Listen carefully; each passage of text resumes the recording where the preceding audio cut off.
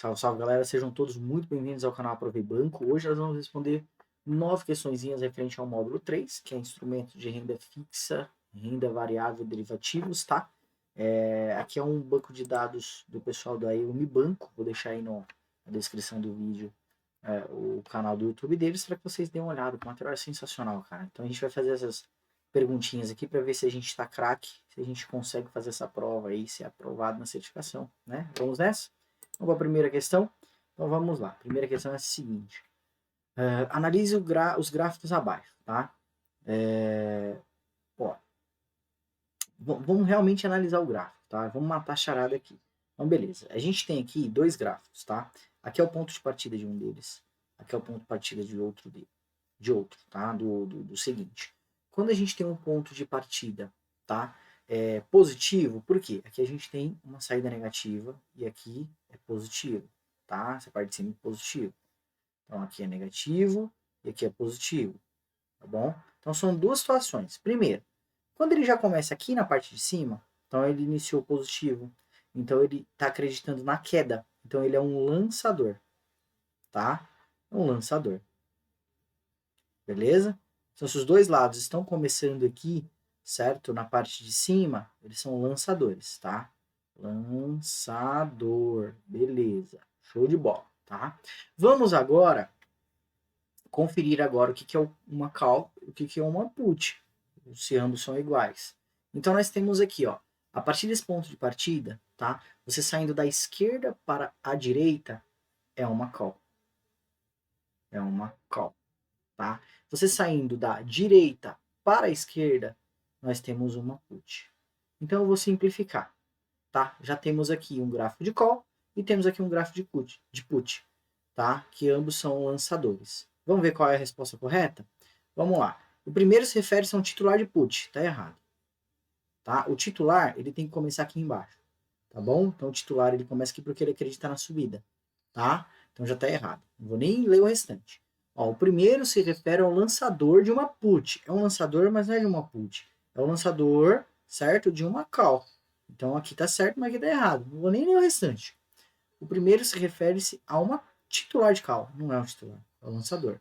Lembre-se disso. O titular ele tem que acreditar na alta, tá? Então ele vai estar aqui, ó, embaixo. Beleza? Aqui tá certo, mas ali tá errado. Ó, então nós temos agora a D. O primeiro se refere a um lançador de call.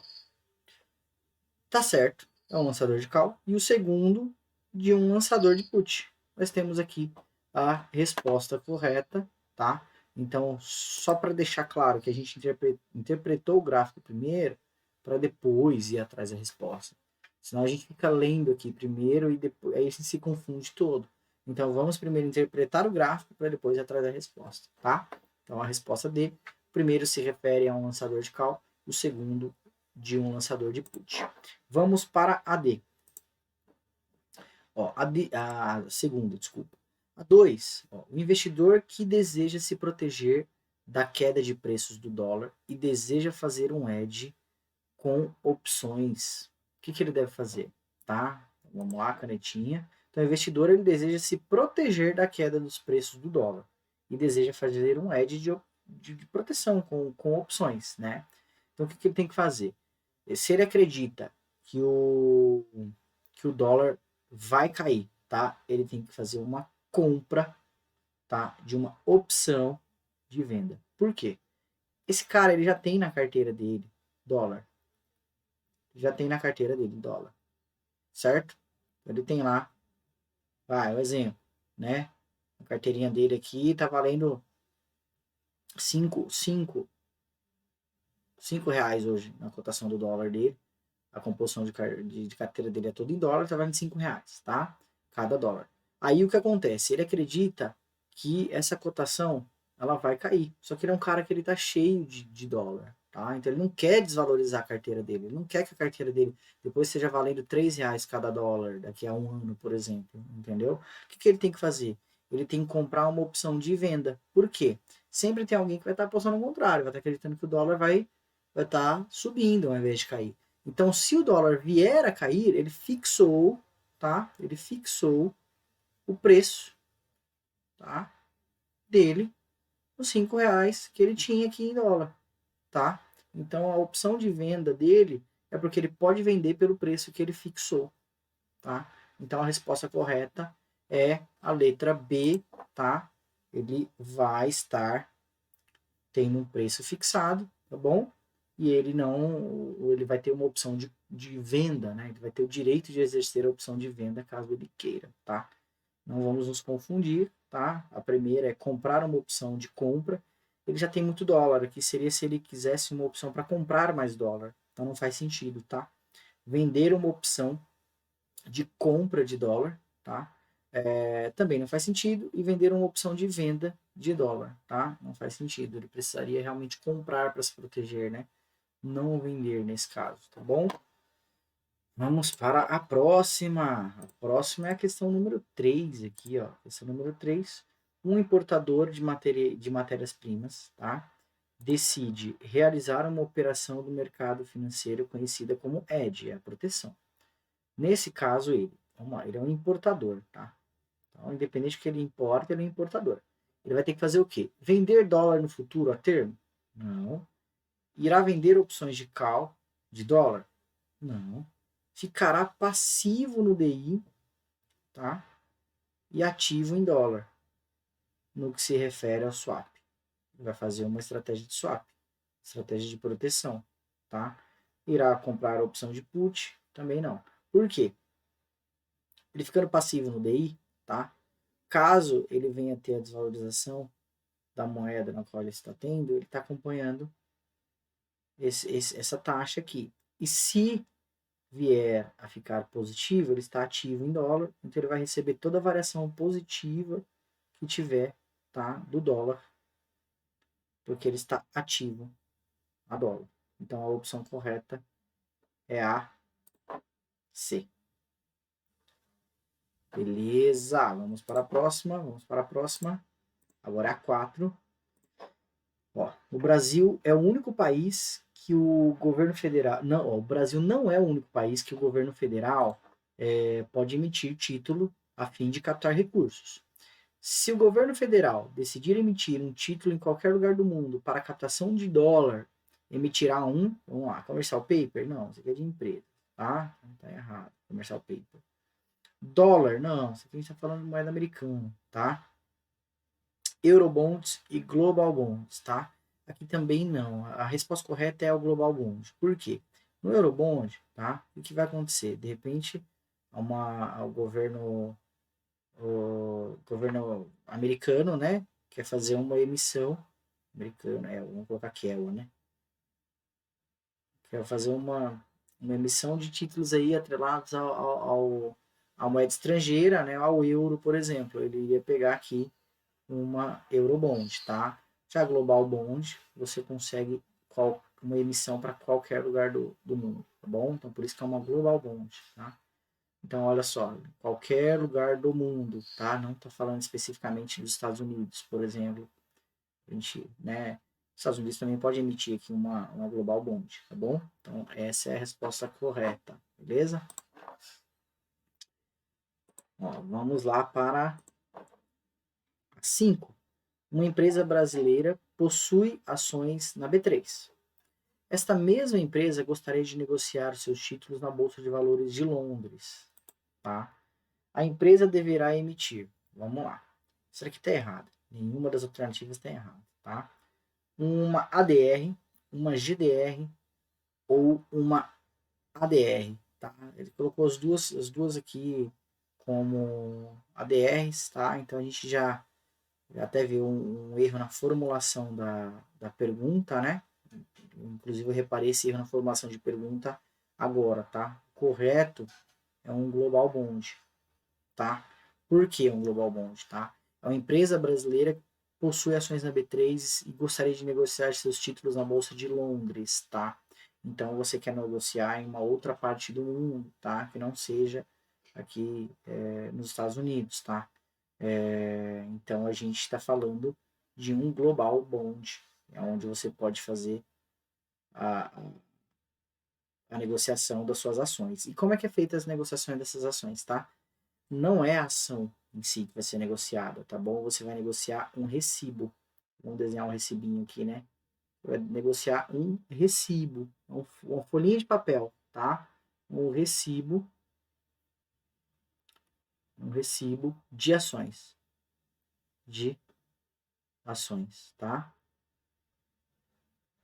É isso que você vai negociar, tá? Lá fora.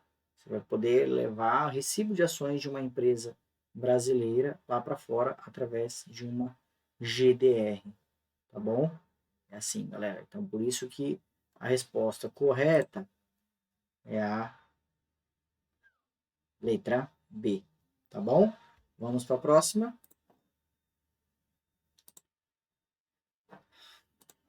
O índice de mercado Ambima, conhecido como IMA, tá? É referência para os investimentos em renda fixa. É uma das formas de os investidores acompanharem o desempenho das aplicações e também avaliarem de forma comparativa as opções de produtos disponíveis no mercado. Com relação à IRFM, que compõe o IMA, tá? O Índice de Mercado Ambima, nós podemos dizer que, tá? Então, o IMA, né? Só para voltar lá, o IMA, tá? Que é o IMA, é o índice, tá?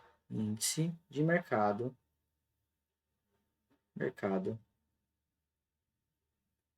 Ambima, tá bom? Ambima, é isso, beleza, show de bola. Esse é o imã, tá bom? Então, o que acontece? Quando a gente fala dele aqui, ó, do IRFM, tá? Que compõe esse índice aqui? Ele possui composição atrelada a títulos da variação das taxas Selic? Não, quem faz isso aqui é o IMA-S, tá? É o IMA-S que faz essa composição. Lembra dessa letrinha aqui no final, o S, para poder lembrar do IMA-S, tá bom? Possui sua composição, em sua composição títulos pré-fixados? Sim. Esse daqui é o nosso IRFM, tá? Por que que é o IRFM, tá bom? Porque a gente tem um macete, ó. Lembra do F de fixo, pré-fixados, tá bom? Então esse é o macetinho para o IRFM, tá?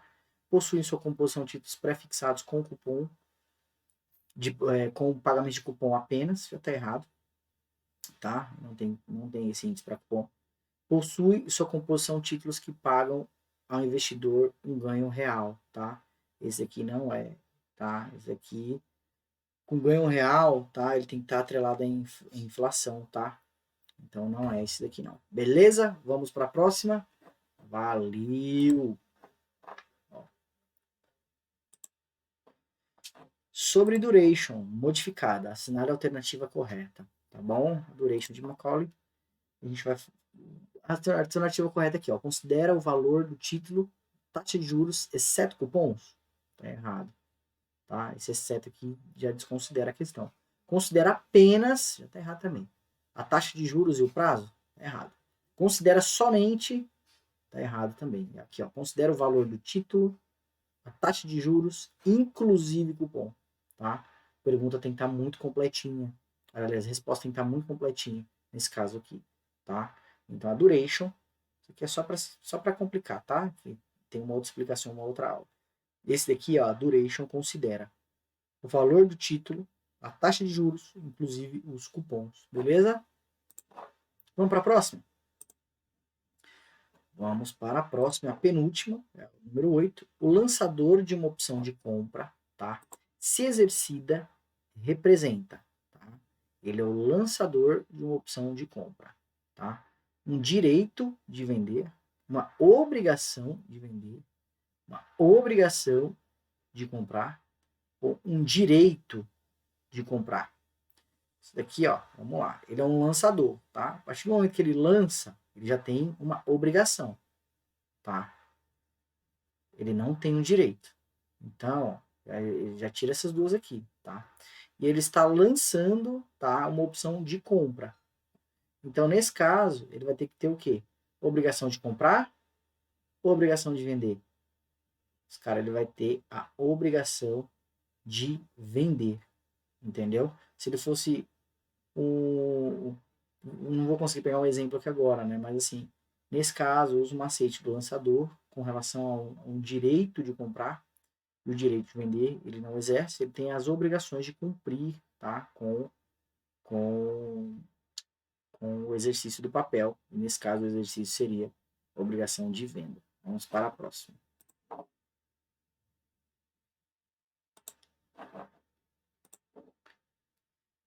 Assinale as afirmações abaixo, tá? Dividendos faz parte do lucro líquido da empresa dado ao acionista, de acordo com o percentual da empresa pelos acionistas.